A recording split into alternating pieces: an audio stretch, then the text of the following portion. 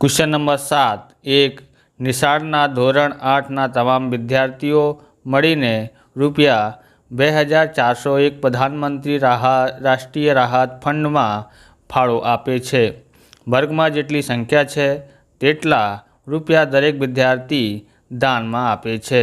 તો વર્ગમાં વિદ્યાર્થીઓની સંખ્યા કેટલી હશે? તો સૌથી પહેલાં આપણે ધારવાનું છે। અહીંયા ધારો કે વર્ગમાં વિદ્યાર્થીઓની સંખ્યા બરાબર x। દરેક વિદ્યાર્થીઓએ દાનમાં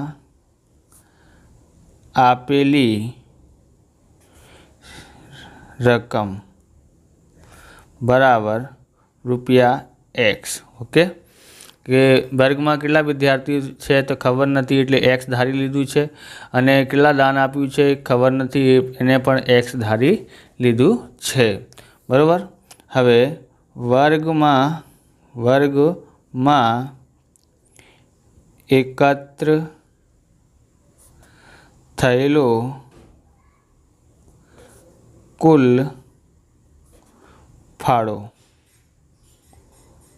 બરાબર દરેક વિદ્યાર્થીએ આપેલી રકમ ગુણ્યા કુલ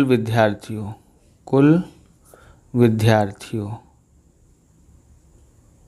ઓકે, તો રકમ કેટલી છે x અને કુલ વિદ્યાર્થી કેટલા છે x છે, ગુણાકાર કરીએ તો શું થાય છે x² આવે છે।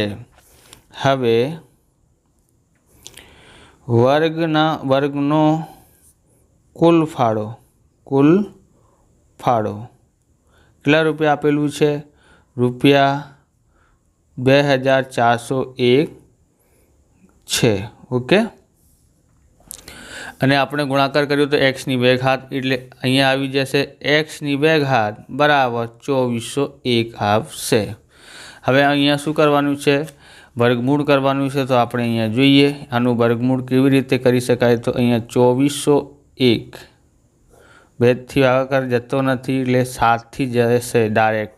તો 7 તરી 21 બરાબર, 3 વધ્યા 7 ચોક 28, 2 વધ્યા 7 તરી 21। હવે 7થી કરી લેવાનું છે, 7 ચોક 28 આવશે, 6 વધ્યા 63 થઈ જાય છે, પાછળ 3 મૂકીને 6 ને પાછળ 3 મૂકીએ તો 63, તો 7 × 63 થાય છે। હવે 7 × 7 = 49 અને 7 × 1 = 7 થાય છે। હવે આપણે અહીંયા જોઈએ તો કેટલા આવ્યા છે x, આનું વર્ગમૂળ કરવાનું છે, x² નું વર્ગમૂળ કરીએ અને 2401નું વર્ગમૂળ કરવાનું છે। અહીંયા આવી જશે x, વર્ગથી વર્ગમૂળ હટી જશે, આનું વર્ગમૂળ કેટલા થાય છે તો આનું આપણે જોવાનું છે। અહીંયા 7 × 7 × 7 × 7 એટલે 7 × 7 × 7 × 7 બરાબર, એટલે શું થશે અહીંયા 7² × 7² બેની જોડ કરાવી નાખવાનું છે।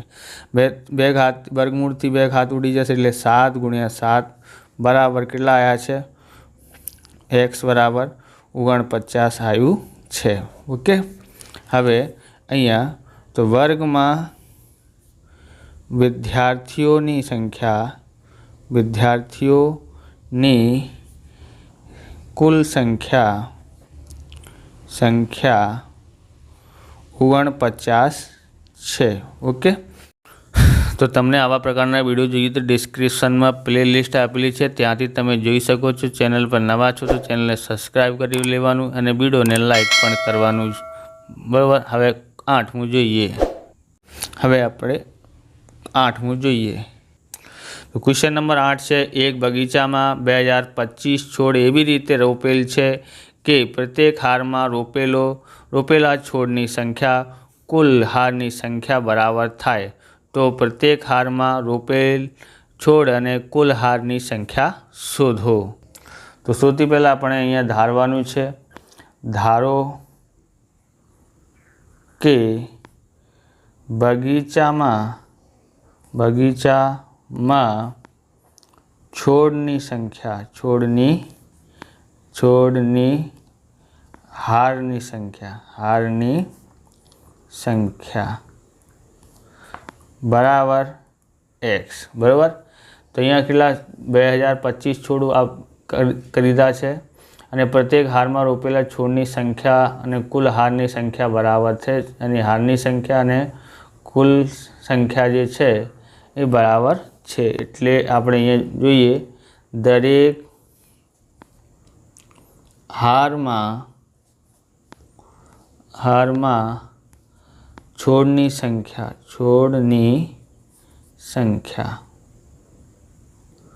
તો કેટલી છે બરાબર કીધું છે એટલે આમાં પણ કેટલું આવશે જેટલા હાર છે ને એટલે દરેક હારમાં એટલી સંખ્યા ઝાડ રોપેલું છે। તો હવે શું કરવાનું છે કુલ રોપેલા છોડની સંખ્યા બરાબર।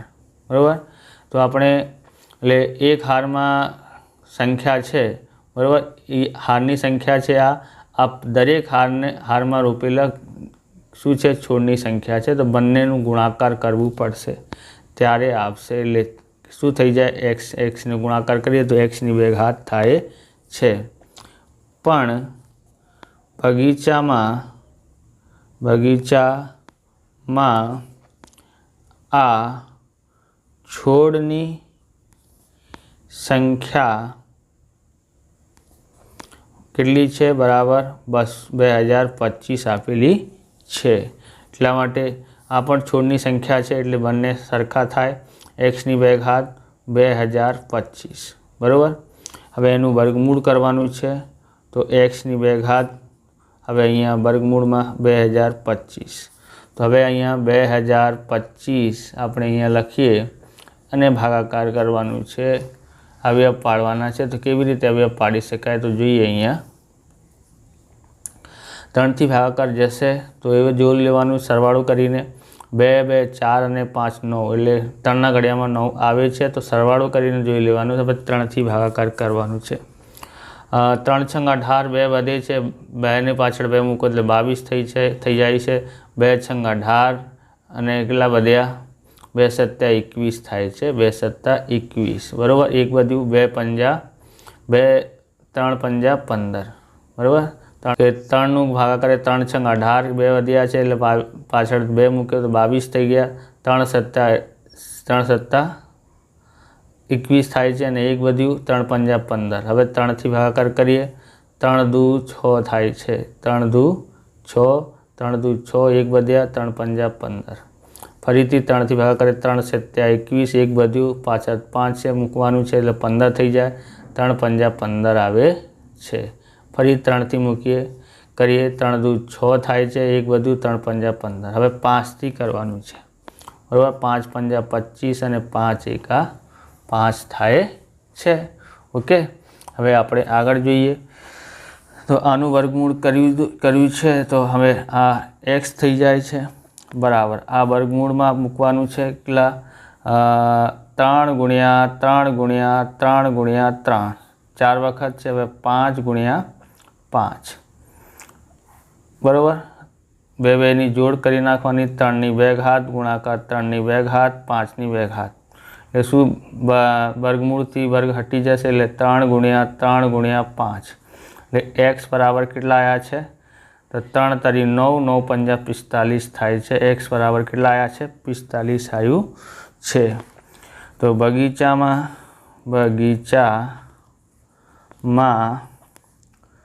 છોડની હારની સંખ્યા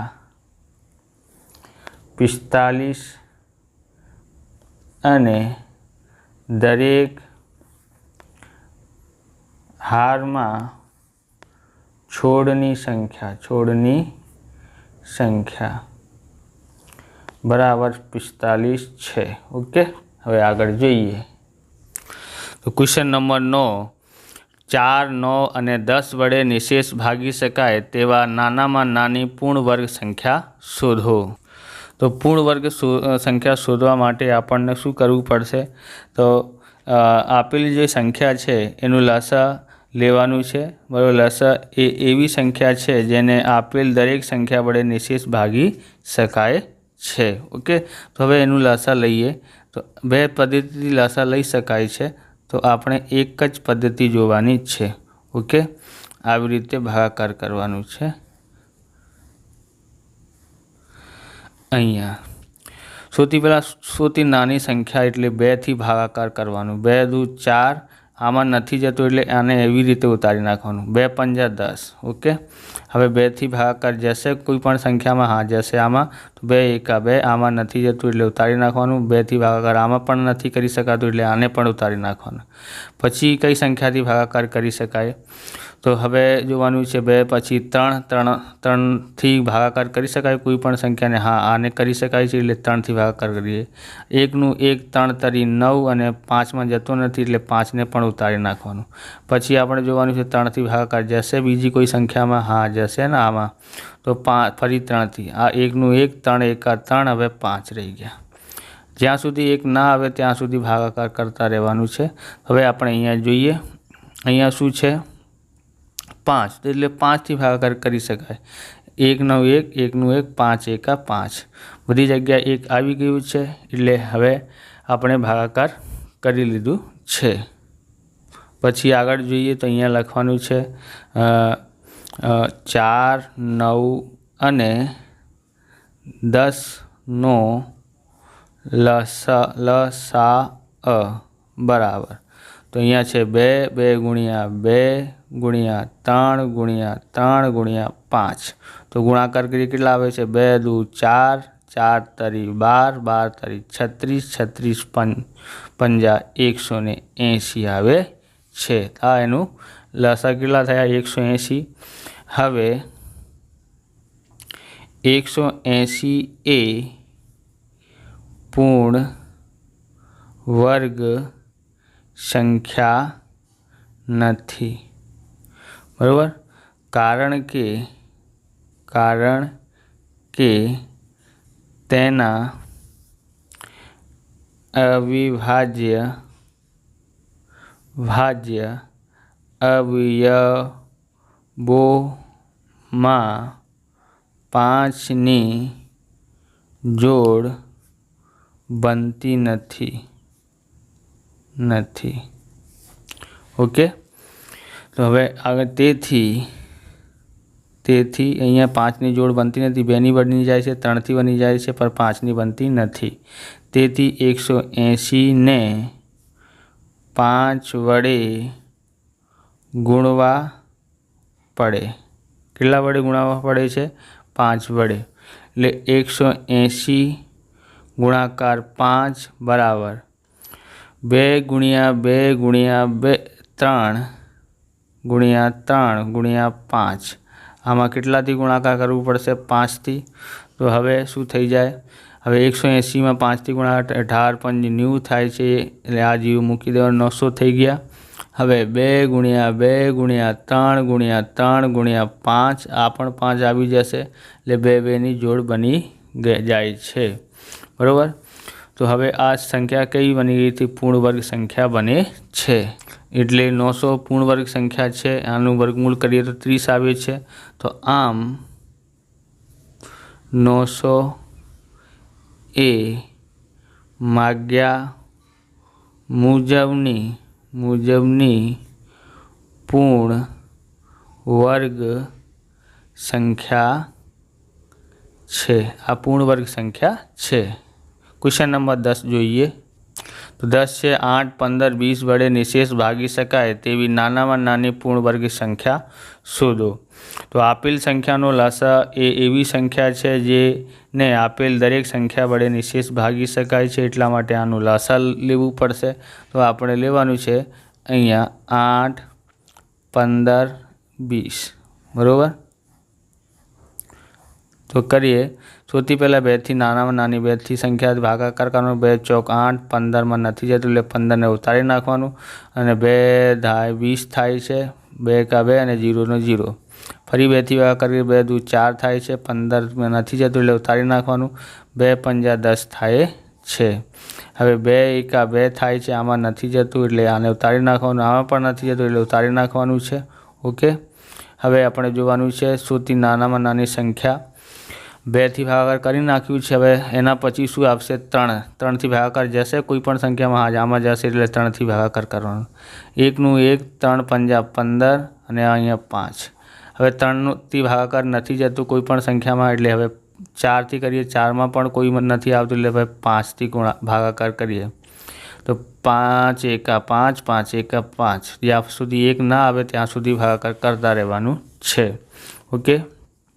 હવે 8, 15 અને 20નો લસાઅ બરાબર કેટલા છે? 2 ગુણ્યા 2 ગુણ્યા 2 ગુણ્યા 2 ગુણ્યા 2 બરાબર. હવે શું આવશે? 3 ગુણ્યા 5 એટલે 3 ગુણ્યા 5 આવશે બરાબર. કેટલા? 3 દુ કેટલા થાય છે? 2 દુ 4, 4 દુ 8, 8 તરી 24 અને 24 પંજા 120 થાય છે. હવે આ જે છે 120 એ પૂર્ણ વર્ગ સંખ્યા નથી, કારણ કે